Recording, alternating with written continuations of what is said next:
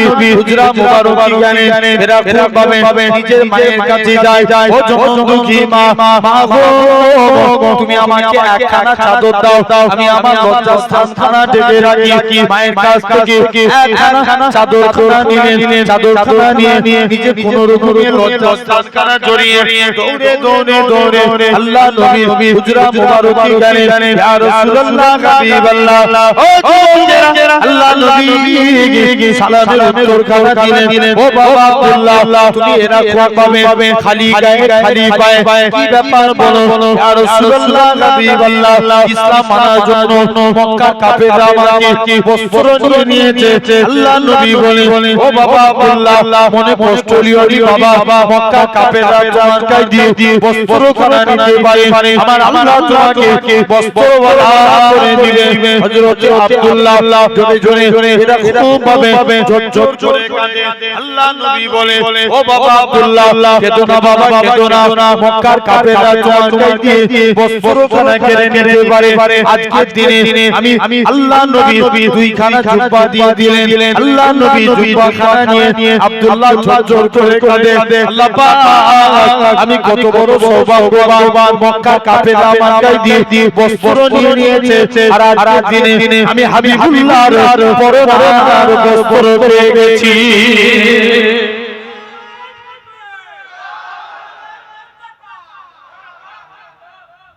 জোরে মারহাবা মারহাবা নারে মুস্তাফা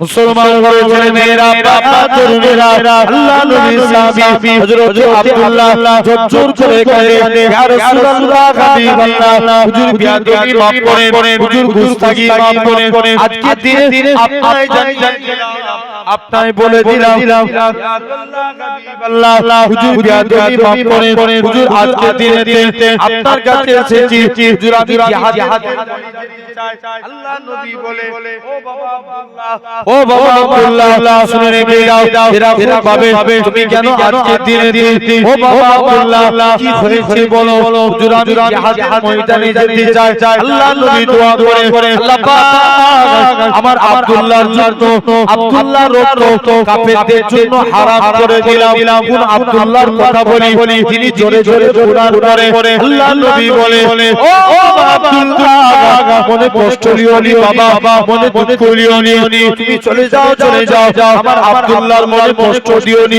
3 দিন পরে খবর আসলো আব্দুল্লাহ ইন্তেকাল হয়ে গেছে আল্লাহ নবী আব্দুল্লাহর কবরে পড়ে গেলেন আমার ডান দিকে আমার বন্ধু আবু বকর নেমে যাও বাম দিকে আমার বন্ধু ওমর নেমে যাও আল্লাহ নবী মাঝখানে রয়ে গেলেন হযরত আব্দুল্লাহ উপর থেকে এক সাহাবী কাঁদে ওরে আব্দুল্লাহ তুমি কত বড় সৌভাগ্যবান কেন না তোমার কবরে দিন দুনিয়া বাদশা হাবিবুল্লাহ দাঁড়িয়ে আছে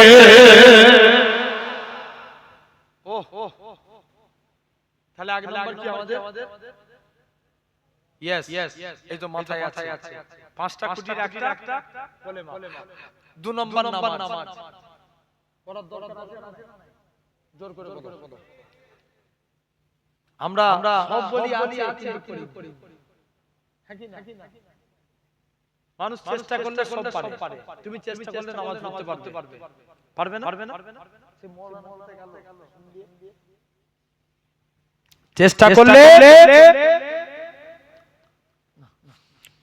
করলে তুমি কি পারবে নামাজ পড়তে কিন্তু আমাদের এই দিকেই চেষ্টা নাই জেনে রেখে দাও ভাইরা আব্বারা তুমিরা তাহলে আজ তোমাকে আমাকে চেষ্টা করা লাগবে নামাজ পড়তে হবে বলো ইনশাআল্লাহ ঠিক কি না নবীর কাছে এক সাহাবী গেলেন চুপ করে যে দাঁড়িয়ে আছে মানে ফেস টু ফেস সামনাসামনি হিন্দিতে কি বলে আমনে ঠিক বললে কি বললো আমনে সামনে একদম ফেস টু ফেস নবীর মুখে দাঁড়িয়ে আছে মুখোমুখি নবী যুবকের দিকে তাকিয়ে মুচকে হাসতে লাগলেন কি ব্যাপার যুবক বাড়ি চলে এসেছে কাজ করতে যাই মনে পড়ে রাসূলুল্লাহর মুখে হাসি আর একটু জোরে বলো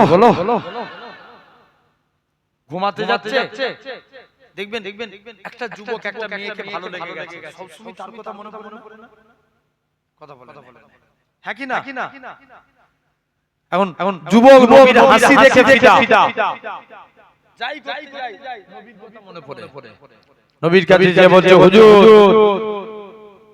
বিয়াদবি মাফ করেন আপনার কাছে এসেছি আল্লাহ নবী বলছে যাই কাজ করতে যাই নবীর হাসির কথা মনে পড়ে ঘুমাতে যাই নবীর হাসির কথা মনে পড়ে কাজ করতে পারে না ঘুমাতে পারে না বারে নবীর হাসির কথা মনে পড়ে মুসলমান ঘরের ছেলে মেয়েরা তরুণেরা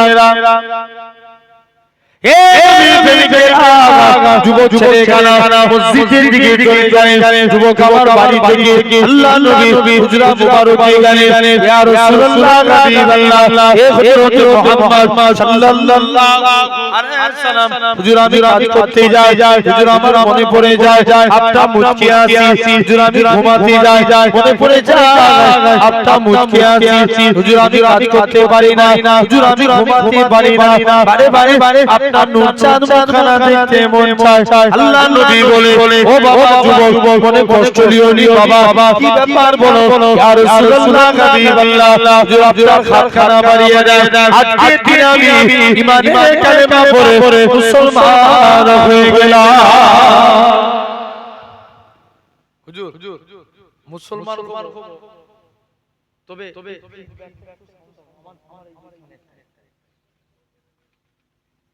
জেনে রেখে দেন তথাপিও এখন নবীর কাছে নামাজ পড়ব এই মুসলমান হলো কিন্তু নামাজ মুসলমান আরে জোর করে কথা বলবে তো এটা আমি ফতোয়া দিলাম না আপনারা দিলেন যদি না পড়ো কি হবে তাহলে পড়ার দরকার আছে না নাই বলো ইনশাআল্লাহ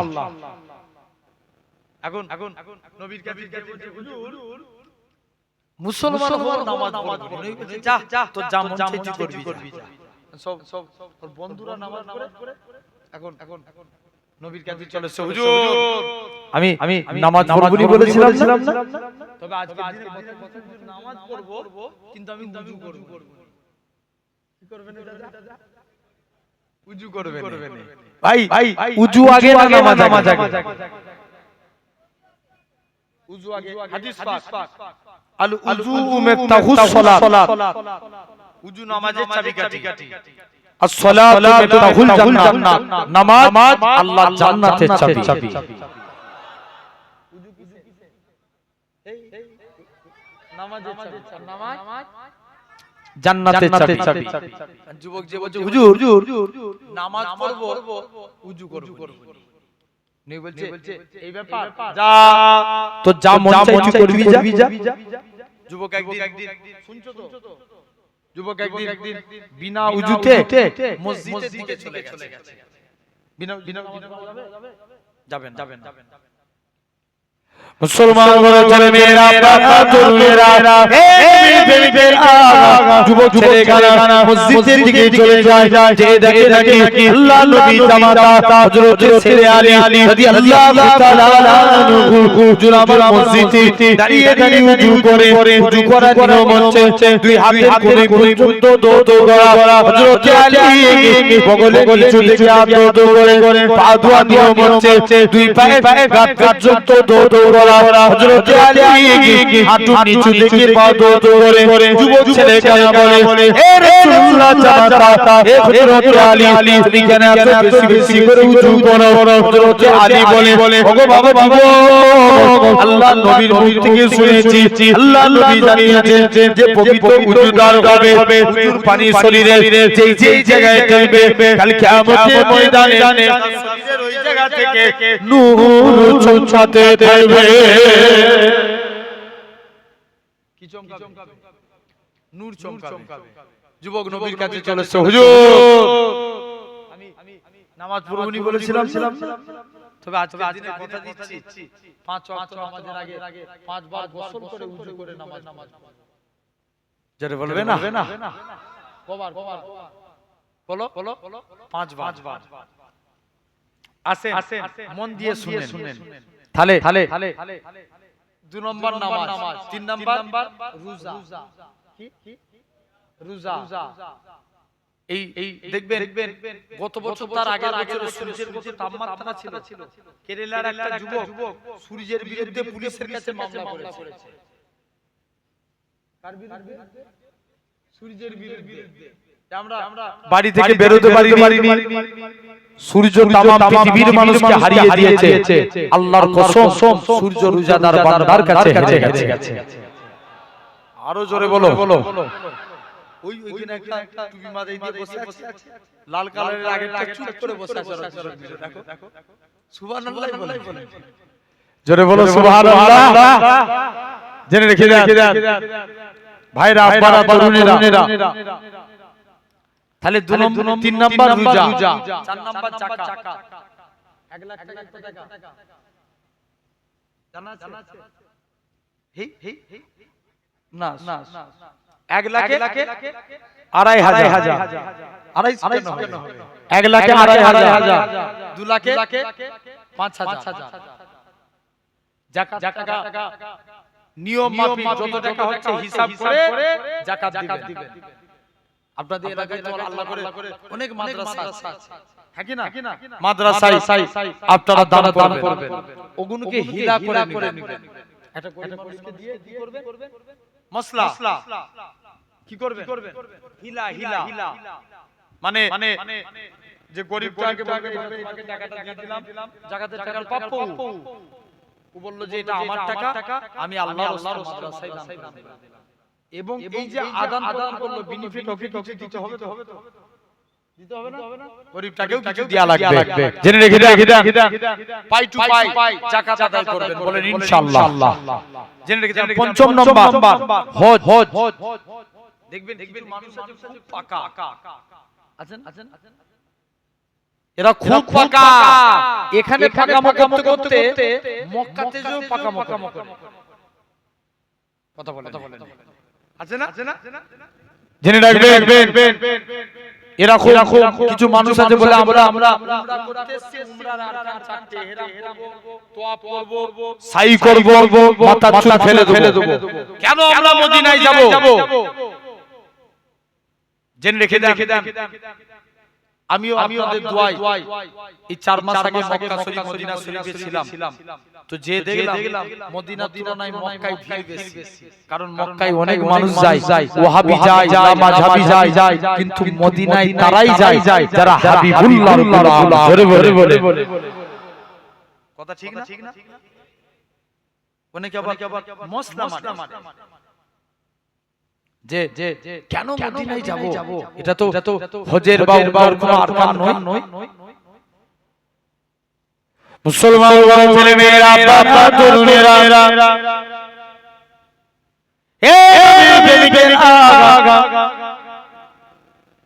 আমরা যারা জাবিরে বিদায়তে যাব, কলকাতা থেকে দুবাই,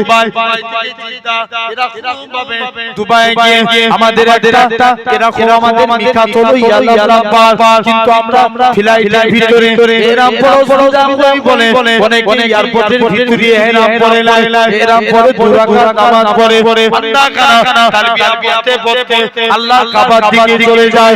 লাব্বাইক আল্লাহুম্মা লাব্বাইক, লাব্বাইক লা শারীকা লাক লাব্বাইক, ইন্নাল খালকা ওয়ান নিমাতা লাকাল মুলক লা শারীকা লাক লাব্বাইক। এরকম ভাবে তালবিয়া পড়তে আল্লাহ কাবার দিকে চলে যায়।